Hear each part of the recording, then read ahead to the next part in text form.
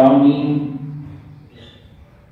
والکتاب المبین، اور روشن کتاب کی قسم، انا انزلناہ فی لیلۃ مبارکہ، ہم نے اس کو برکت والی رات میں نازل فرمایا ہے۔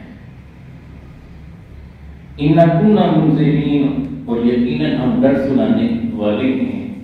فیہا یفرق کل امر حکیم، اس میں ہر حکمت والا امر تقسیم کر دیا جاتا ہے۔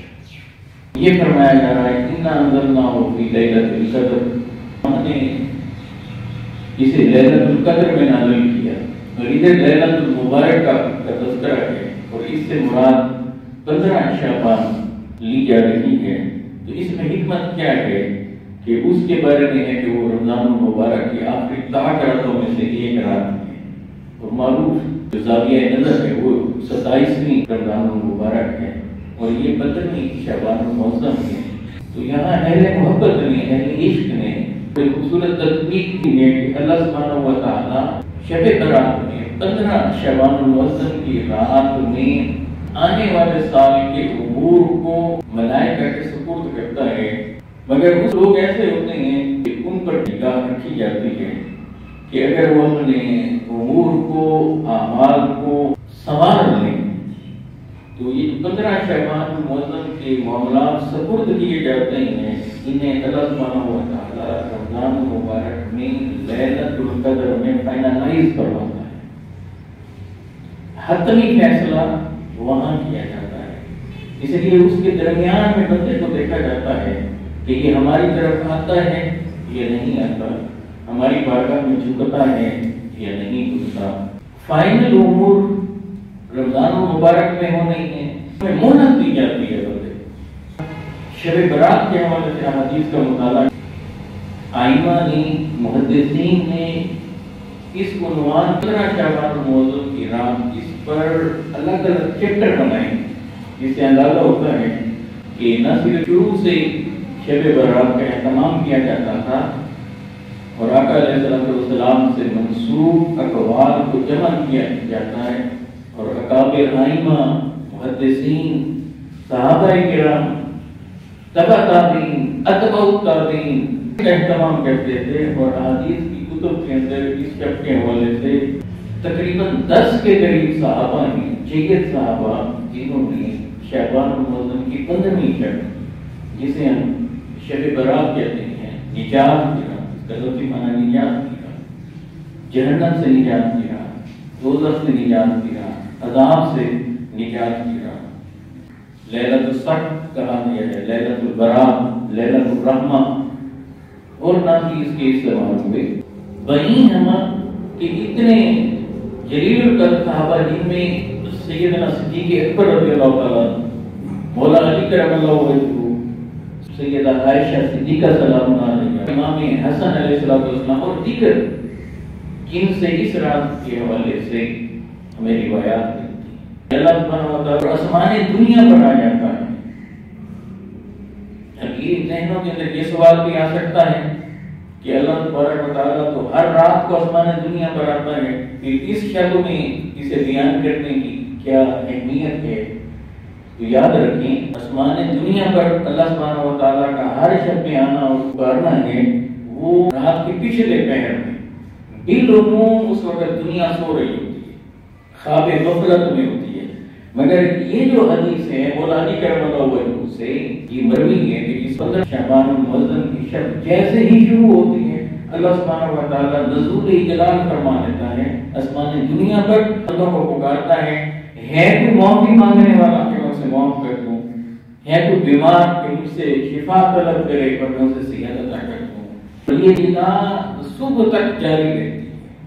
اب اس میں کرم کیا ہے، ایک تو بتا دیا گیا ہے، دوسرا خواب غفلت میں سونے والا بھی ہے، پچھلے پیر نہیں اٹھ پاتا، تہجد نہیں پڑھ پاتا، ادھر غیب ہوگی، ادھر سے 15 شعبان المعظم کی شب شروع ہوگی، ادھر رب تعالیٰ نزول جلال فرما کر بندوں کو رحمت خاصہ کے ساتھ پکار رہا ہوتا ہے کہ ہے کوئی معافی مانگنے والا، مغفرت مانگنے والا، ہے کوئی حاجت مند جس کی حاجت کو پورا کیا جائے، ہے کوئی ضرورت مند جس کی ضرورت کو پورا کیا جائے، تو اس کا کرم بڑا ہوتا ہے۔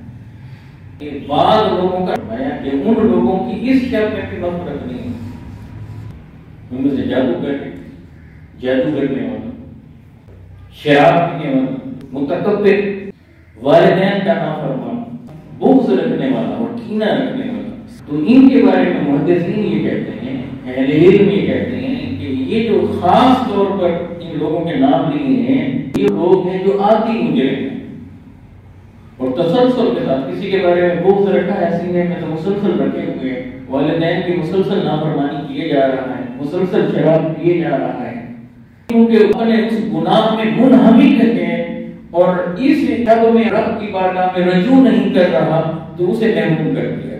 اگر وہ توبہ طائب ہو جائے، معافی مانگ لے، اپنے اس گناہ کو چھوڑ کر اللہ کے حضور جھک جائے اور آئندہ اس گناہ کو نہ کرنے کا عزم کر لے، تو پھر وہ بھی ان رحمتوں کا مستحق ہو جاتا ہے جو اس رات میں اللہ سبحانہ و تعالیٰ کی طرف سے اتر رہی ہے۔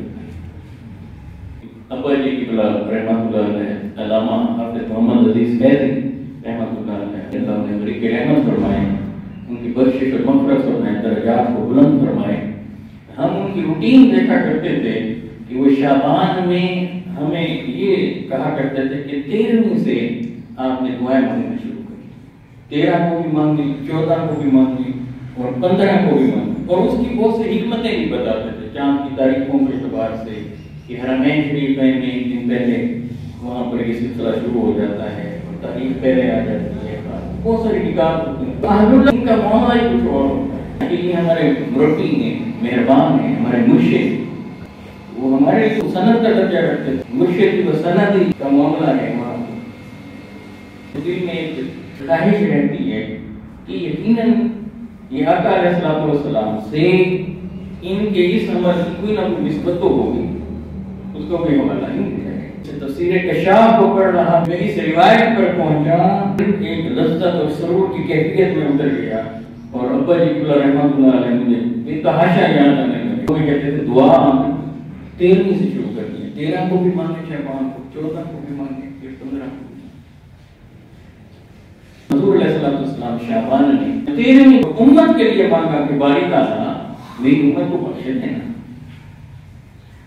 اللہ سبحانہ و تعالیٰ نے کرم کیا، حضور علیہ السلام کو مزدہ سنایا کہ حبیب ہم نے آپ کی 1/3 امت کی بخشش فرما دی، 1/3 امت کی بخشش فرما دی۔ اگلے دن 14ویں شب تھی شعبان کی، میرے کریم آقا علیہ السلام پھر اللہ کی بارگاہ میں ہاتھ اٹھا، باری تعالیٰ میری امت میری امت میری امت میری امت کو بخش دے۔ اب یہ 14ویں شب ہے شعبان کی۔ آقا علیہ السلام فرماتے ہیں کہ اللہ سبحانہ و تعالیٰ نے اس شب بھی میری دعا کو قبول فرمایا اور فرمایا کہ ہم نے آدھی آپ کی امت کو، اگر 15ویں شعبان آ گئی، شب برات اللہ سبحانہ و تعالیٰ کی بارگاہ میں پھر سے آمداری شروع کر دی، باری تعالیٰ میری امت کو بخش دے۔ یہ آدھی تو باقی تھی۔ اس شب میں اللہ کی رحمت بڑی ہوئی تھی اور ادھر محبوب مانگ رہا تھا، محبوب کے لبوں پر یہ دعا مچل رہی تھی کہ باری تعالیٰ میری امت امتی امتی امتی۔ تو میرے آقا علیہ السلام فرماتے ہیں کہ اللہ سبحانہ و تعالیٰ نے میری شفاعت امت کے حق میں قبول فرما لی اور ساری امت کو بخش دیا، سوائے اس شخص کے جو بتکے ہوئے اونٹ کی طرح اپنے مالک سے دور دور دوری بھاگتا ہے، یعنی جو مسلسل گناہ کبیرہ کا ارتکاب کرے، تواتر سے کر رہا ہے اور گناہ پر ڈٹا ہوا ہے، جمع ہوا ہے، اور اس شب میں آنے کے بعد بھی، اتنی بڑی نوید سننے کے بعد بھی اللہ کی طرف رجوع نہیں کرتا، توبہ نہیں کرتا، معافی نہیں مانگتا، دعا نہیں مانگتا، باقی ساری امت کے لیے مسئلہ سنا کہ اللہ سبحانہ و تعالیٰ ان سب کی بخشش فرمائے۔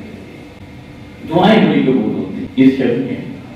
اچھا یہاں یہ ذہن میں رکھیں، ہر دعا قبول، اب اس پر وقت نہیں کہ میں اس موضوع پر بات کروں، لیکن ہر دعا قبول ہوتی ہے، اثرات دنیا کے اندر اس کی قبولیت کے مرتب ہوتے ہیں یا نہیں، اس پر بات۔ اور بعض لوگ ہوتے ہیں کہ ان کی زبان سے اللہ سبحانہ و تعالیٰ کی بارگاہ میں دعا کے کچھ لفظ نکل جائیں تو اللہ سبحانہ و تعالیٰ انہیں شرف قبولیت عطا کرتے ہیں۔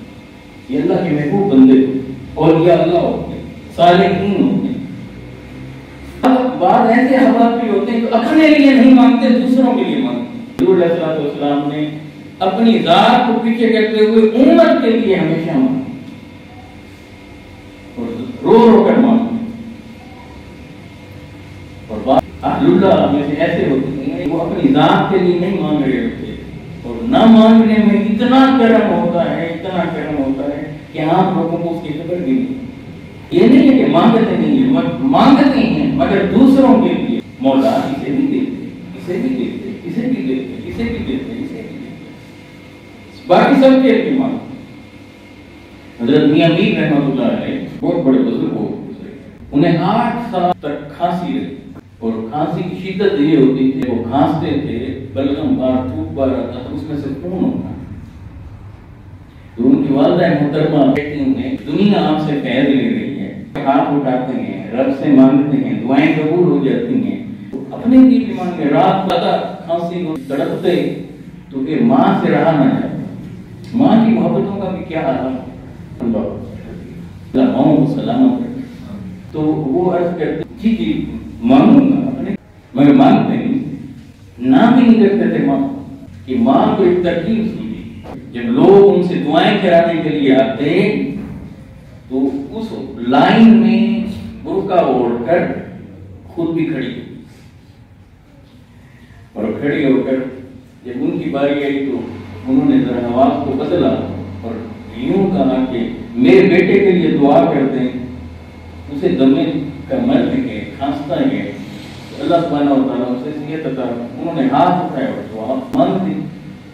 ادھر سے یہ دعا ہو گئی. رات ہوئی تو حضرت میاں میر رحمہ اللہ تعالیٰ نے اب بیٹھے ہوئے انتظار کر رہے، کھانسی نہ آئے، مستجاب الدعوات ہوتے. اب وقت اور گزرا نصف شب بیت گئی، رونے لگے. ماں ایمان نے کہا کہ آپ جاگ رہے ہیں؟ کہا کہ کھانسی نہیں آ رہی. تو پھر انہوں نے پورا ماجرا کیا سنایا.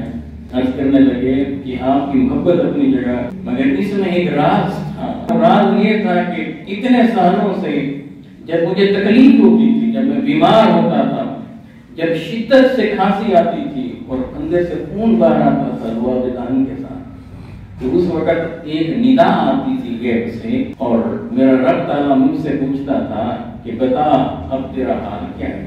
ارے کیفا حال. وہ اس کیفیت کا جو لطف تھا، جو مزہ تھا، اس میں سارا دن بیت جاتا تھا اور دنیا آتی تھی، میں دنیا کے لیے رب سے مانگتا رہتا تھا. اپنے لیے اس لیے نہ مانگتا تھا کہ جب مانگوں گا تو پھر یہ لذت اور کیف اللہ. بات مستجاب دعوات ایسے بھی اللہ کی اتنے قرب میں ہوتے ہیں، اللہ انہیں اتنا قبول فرما لیتا ہے. جو عام لوگ ہوتے ہیں ان کے لیے اللہ نے بعض راتوں کو اتنا خاص کر دیا ہے کہ اس میں جب وہ مانگیں تو بس ادھر وہ مانگیں ادھر بس میں عطا کر دوں کہ اس لمحے، اس شب، اس رات میں اللہ سبحانہ و تعالیٰ کی رحمت جوش مار رہی ہوتی ہے. اور جب وہ جوش پر جوبن پر اس کی رحمت ہوتی ہے، بندہ جو مانگتا ہے اسے عطا کرتا ہے. جیسے جمعہ کا دن، اس میں ایک گھڑی ایسی ہوتی ہے اس میں بندہ جو دعا مانگتا ہے وہ. ایسے بعض راتیں ایسی، اور حدیث کے اندر 5 راتیں، ان میں سے ایک رات 15 شعبان المعظم کی قبول. ہاں مانگنے والے کو ڈھنگ ہونا چاہیے کہ مانگنا.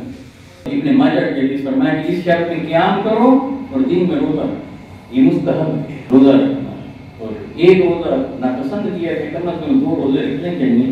لیکن مطلب کیا کہ جب میرا معاملہ اللہ کی بارگاہ میں پیش ہو رہا ہو تو شب ہو تو اس کی بندگی میں ہوں، یا پھر میں درود پڑھ رہا ہوں، یا عبادت کر رہا ہوں، یا معافی مانگ رہا ہوں، اور دن ہو تو روزے سے.